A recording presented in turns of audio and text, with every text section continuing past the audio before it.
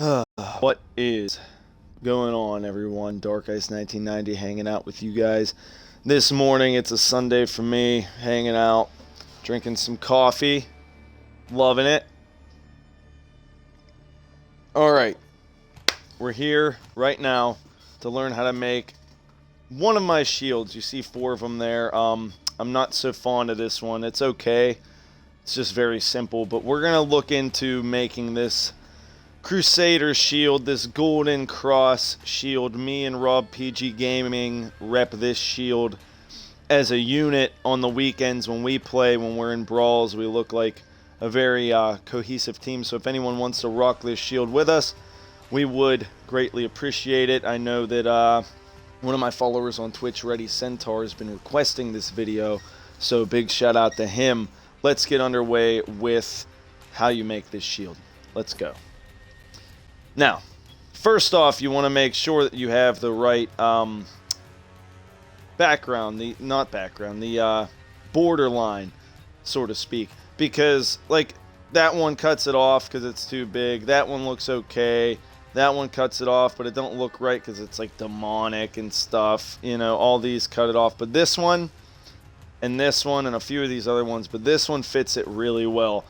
So, these borderlines don't have names, which is alright, but just make sure you have this one. It's very thick. It's probably the thickest borderline there is. That one's pretty thick, but I mean, it's a very simple borderline, but it's very thick.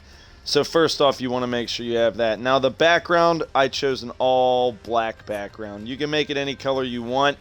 Before me and Rob changed it around, I had a white background on it, okay?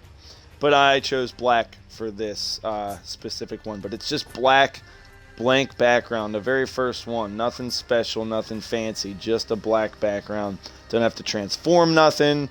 Very simple background, but this is where it gets complicated. Look at this symbol. You got to make sure you have this symbol. For me, it's underneath that, next to the shuriken, and above some kind of seahorse. But that's what the symbol I need looks like for layer 1. As weird as it might seem, that's the best one for my cross that I made. It's the best emblem I have for the cross. So I chose that. The color I made this third one up here, this golden. We wanted the gold cross. Before me and Rob changed it around, I had red. I had a white background with a red cross like a Crusader, but me and Rob changed it to black and gold because we both had cohesive color schemes on our characters and things like that of that nature. So we made it black and gold. And I'm from Pittsburgh, so I mean, black and gold, whoop whoop, I don't know. But you transform this one. I have X is 0, so it's right in the middle. Y-axis is -26. When you do it, it doesn't really matter.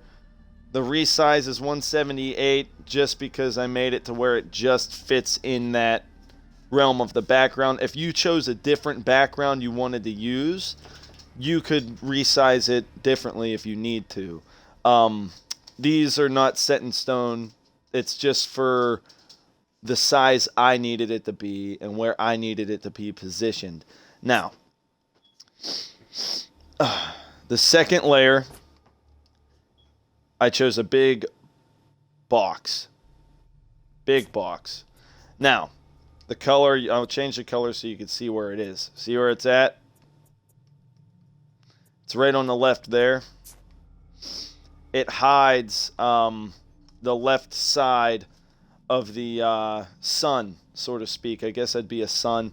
It hides the left side of the sun, this background. And when I transform it, the numbers, like Rob has the same exact numbers as I have because it was easier to explain it to him that way. But really, you just want to move it and position it to where you're getting rid of the sun, but you're not getting rid of the pillar. The pillar part of the cross. You don't want to get rid of that middle part. You just want to get rid of the left side of the sun. That's all you want to do on this particular level. If you want to write down these exact numbers and just do it easily, go ahead. But I'm eager to see what people come up with their own color schemes and things like that. Change it around a little bit, maybe possibly make it better. And then send it to me via Xbox. You guys can snap it with a clip and send it to me. Dark Ice 1990 on Xbox would be fine. I'd look at them, tell you what I think about them. But those are the numbers. I give you enough time to look at those numbers there for the left side of the sun, and then you make it the same color as the background to black out the sun. And you do the same thing on the right side. I chose the big black box. I chose the right color. I transformed it to these numbers here that you see here to really black out the sun. It was tough to do, to get it right, to not get rid of the pillar, get the right size on the box, put it where I needed it to be. But alas, we're here, we're doing it. It looks so simple when you look at the shield. Oh, it's just a cross. But it's like 4 layers of hard work, actually.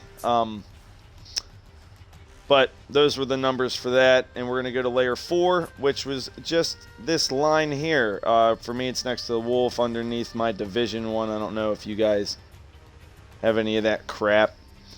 But I couldn't find anything that was better than that. Let's look again. But I didn't see anything that might have been better than what I tried to put on there. It looks good. Everything about it looks pretty good. And then the color is the same as the pillar color. Like I said last time, I had it red. But then you transform it. You make it small enough to where it's almost the same width of the pillar. You move it to the x-axis, the y-axis, which is -87. You resize it to where you need it to be resized at. And then you rotate it 90 degrees. You rotate it 90 degrees because it starts up. Rotate it 90, it'll be flat. That way you can put it where you want it to be and it'll be across. X has to be 0 so you know that it's directly in the middle. It's not going to be off-centered at all. But then you have a whole 5th symbol that I didn't even use.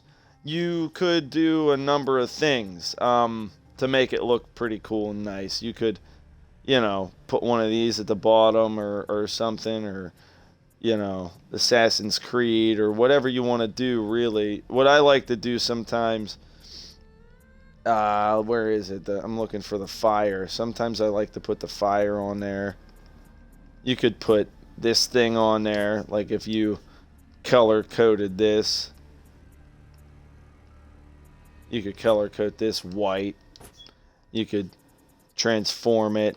You could make it smaller, put it under here. Whatever you want to do.